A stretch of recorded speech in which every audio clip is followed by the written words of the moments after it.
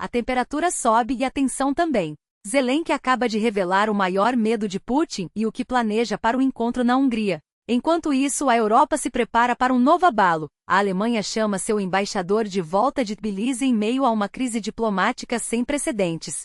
O continente está à beira de um conflito que poucos imaginavam possível. Você já parou para pensar que até os sistemas mais seguros do mundo podem ser violados? Pois é exatamente isso que aconteceu com um dos mensageiros mais protegidos do planeta, usado por governos e empresas. Agora, dados confidenciais de milhões de pessoas estão à venda na Dark Web, inclusive os seus talvez. Quem está por trás desse ataque? E o que isso significa para sua segurança? 2 erros fatais do Kremlin que Putin não esperava. Quem o traiu dessa vez? Enquanto isso, a Rússia enfrenta uma crise econômica que lembra os piores momentos da Grande Depressão. A população está cada vez mais dependente de auxílios e subsídios, e você pode estar mais próximo disso do que imagina. Esses são os principais acontecimentos desta segunda-feira, 20 de outubro. Tudo o que você precisa saber, com detalhes exclusivos e análises que vão direto ao ponto. Fique por dentro do que realmente importa na Rússia, na Ucrânia, na Bielorrússia e no mundo antes mesmo que os outros saibam. Zelensky está a caminho da Hungria, onde pode ocorrer um encontro histórico. O presidente ucraniano afirmou que está disposto a participar de uma reunião que, em breve, poderá juntar Donald Trump e Vladimir Putin. Eu não sei se ele está pronto para negociações de paz de verdade, disse Zelensky. Mais cedo ou mais tarde, a pressão sobre ele vai aumentar e então ele terá que ceder. Putin tem medo porque quer permanecer no poder até morrer, e para isso precisa do apoio da sociedade. Por isso, ele aposta na continuação da guerra. Essa é a questão central. Trump, por sua vez, ainda não confirmou se a reunião será apenas entre ele e Putin. Mas todos sabemos como as coisas podem mudar rapidamente. E você, acha que seria melhor se Zelensky aparecesse de surpresa no encontro? Compartilhe sua opinião nos comentários. A Suécia faz um alerta contundente à Europa. Para preservar a paz, é preciso se preparar para a guerra. O ministro da Defesa sueco foi claro: não podemos mais encarar a paz como algo garantido. Se quisermos mantê-la, temos que estar prontos para o conflito, tanto moral quanto militarmente. Precisamos entrar em modo guerra para dissuadir agressores e proteger o que conquistamos. A paz não é um presente, é uma conquista diária. Mas será que esse discurso não pode ser interpretado como um incentivo à escalada? Especialmente pela propaganda russa? Conversamos com o especialista para entender se a Europa está mesmo pronta para esse novo cenário. Se olharmos para os países nórdicos como a Finlândia e a Suécia, que por muito tempo foram neutros, veremos que eles sempre estiveram preparados para se defender. Agora, estão intensificando seus programas de mobilização e reavaliando suas capacidades militares. A Suécia, por exemplo, estendeu o limite de idade para a convocação de oficiais para 70 anos. Ou seja, quem já serviu pode ser chamado novamente. São medidas que mostram que a Europa está levando a sério a ameaça. Enquanto isso, hackers conseguiram invadir um dos mensageiros mais seguros do mundo, usado por governos e grandes corporações. No submundo da internet, dados de milhões de usuários estão sendo vendidos, incluindo registros de conversas, e-mails, números de telefone e até tokens de acesso. O mais preocupante? As brechas no sistema ainda não foram fechadas. Na Rússia, esse aplicativo era promovido como a solução definitiva contra fraudes e espionagem. Agora, seus usuários se tornaram vítimas da maior vazamento de dados da história do serviço. Quem está por trás do ataque? Um grupo que muitos já conhecem, mas cujas implicações cada um pode tirar por si mesmo. A Alemanha deu um passo drástico, retirou seu embaixador da Geórgia após meses de tensão. O motivo? As autoridades georgianas vêm alimentando um discurso anti-europeu e aprovando leis que lembram as táticas russas de repressão.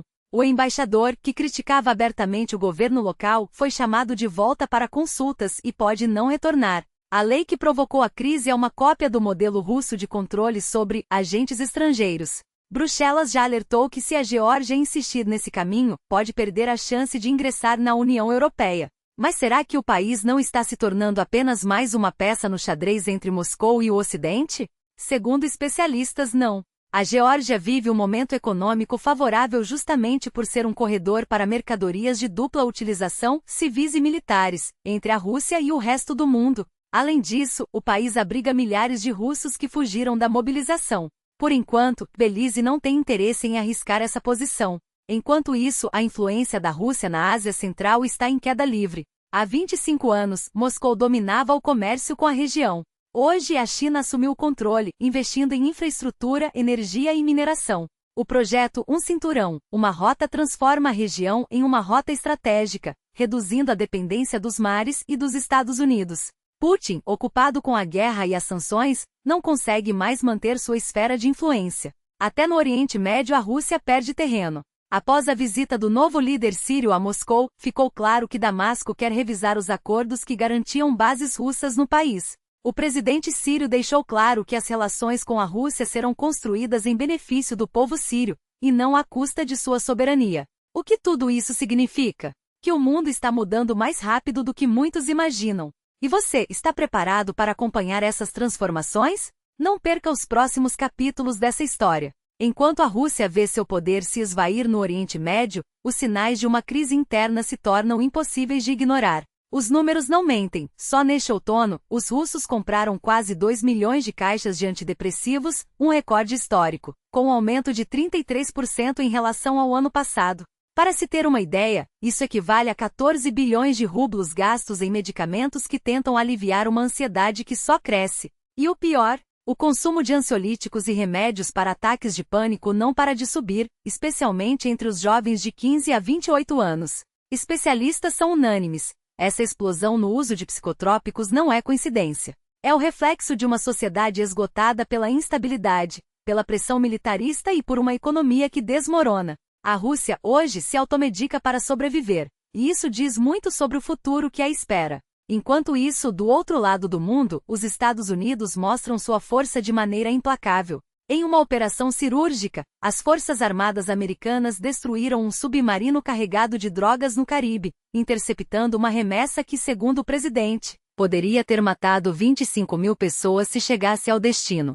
O vídeo divulgado pela Casa Branca não deixa dúvidas. O ataque foi preciso, devastador e sem baixas americanas. 4 traficantes estavam a bordo, 2 mortos, 2 capturados e entregues às autoridades da Colômbia e do Equador. Essa já é a 6ª operação pública dos Estados Unidos contra embarcações de narcotraficantes desde setembro, resultando em pelo menos 27 mortes. O Pentágono chama isso de guerra contra os cartéis, mas os detalhes permanecem em sigilo. O que fica claro é que, enquanto a Rússia afunda em uma crise de ansiedade coletiva, os Estados Unidos agem sem hesitação para proteger seus interesses e suas fronteiras. A pergunta que fica é: quem está realmente no controle? Enquanto alguns países se enfraquecem, outros reforçam sua posição. E você, de que lado da história quer estar? Não perca os próximos desdobramentos. O mundo não espera, e quem não acompanha fica para trás. Até a próxima!